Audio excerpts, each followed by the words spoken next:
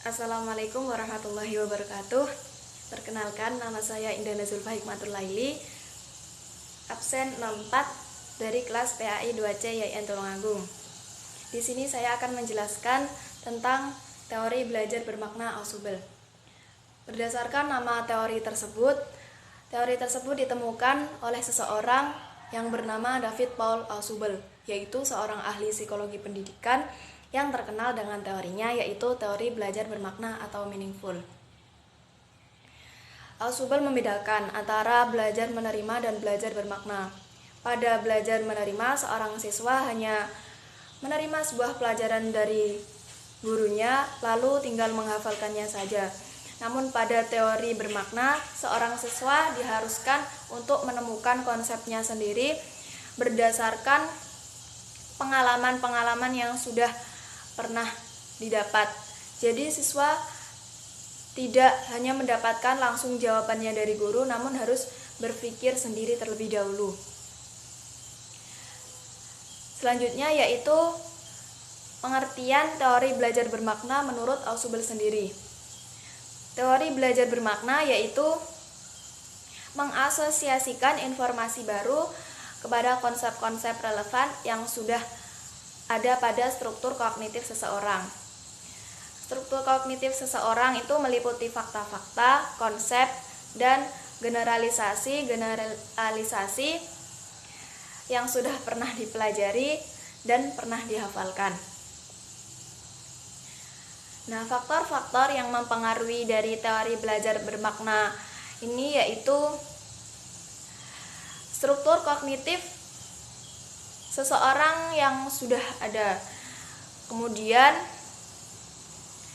stabilitas dan kejelasan tentang studi tertentu dan pada waktu tertentu.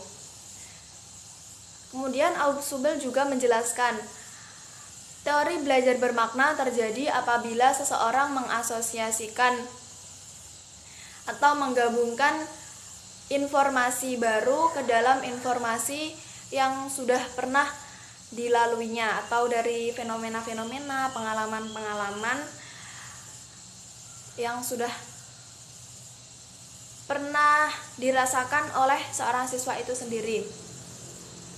Jadi, seorang guru akan memberikan siswa kesempatan untuk berpikir, untuk menemukan jawabannya menurut pengalaman-pengalaman pelajaran yang sudah dipelajari tadi. Poin yang selanjutnya yaitu manfaat dari teori belajar bermakna. Yang pertama, pelajaran akan lebih mudah diingat karena seorang siswa akan mencari pengalaman-pengalaman yang sudah pernah didapat dan seorang siswa itu sendiri yang melakukannya, jadi bukan orang lain. Itu akan lebih meresap pada kotak informasi seorang siswa. Nah, siswa juga akan ada usaha, ada kesulitan untuk berpikir itu, jadi lebih mengena dengan pemikiran seorang siswa. Yang kedua yaitu konsep-konsep yang sudah pernah, informasi yang sudah lama itu akan lebih relevan lagi dengan informasi yang baru. Yang manfaat yang ketiga yaitu membantu mengingatkan apabila ada pelajaran yang sudah lupa. Jadi ketika ada pelajaran yang sudah lupa akan diingatkan dengan pelajaran informasi yang baru ini. Nah, poin selanjutnya yaitu langkah-langkah yang harus dilakukan seorang guru dalam menerapkan teori belajar bermakna ini. Yang pertama yaitu menentukan tujuan pembelajaran. Tujuan pelajarannya harus jelas apa, bagaimana. Yang kedua yaitu melakukan identifikasi karakteristik siswa yang meliputi kemampuan awal, motivasi, gaya belajar, dan sebagainya. Nah, yang selanjutnya memilih pelajaran apa yang tepat untuk teori ini. dan menentukan konsep-konsep yang sesuai dengan karakteristik siswa. Nah, selanjutnya yaitu mencari topik-topik dari konsep-konsep tersebut. Dicari topik-topiknya, lalu ditampilkan dalam bentuk advanced organizer yang akan digunakan dalam pelajaran seorang siswa. Selanjutnya yaitu mempelajari dari konsep-konsep yang sudah dibuat tersebut, lalu menampilkannya dalam bentuk yang konkret atau nyata. Langkah terakhir yaitu melakukan penilaian proses dan hasil belajar siswa. Nah, hubungan dari teori belajar bermakna dan konstruktivisme, yaitu hubungan keduanya itu sangat dekat.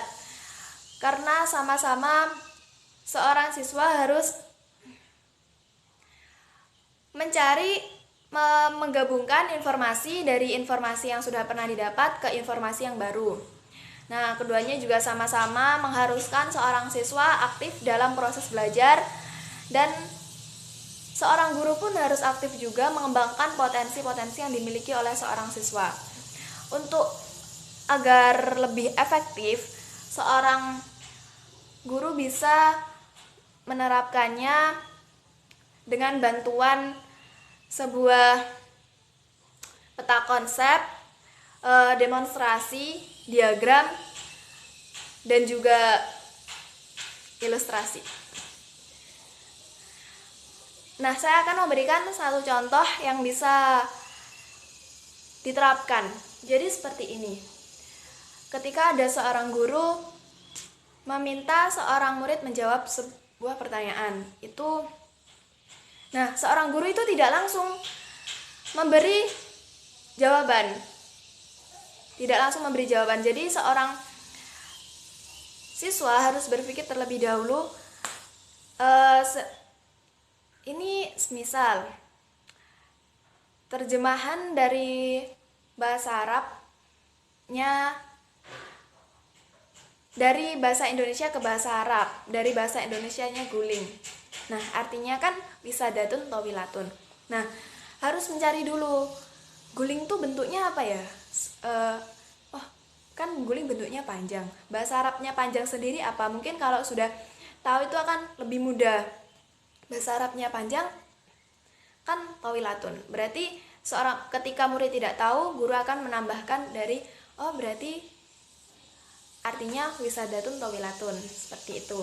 Jadi guru tidak langsung memberi jawaban, bisa main tebak-tebakan. Itu akan murid akan lebih aktif, dia akan lebih bisa menebak. Wah, sepertinya saya sudah tahu, sepertinya ini gitu. Sekian dari saya. Terima kasih. Wassalamualaikum warahmatullahi wabarakatuh.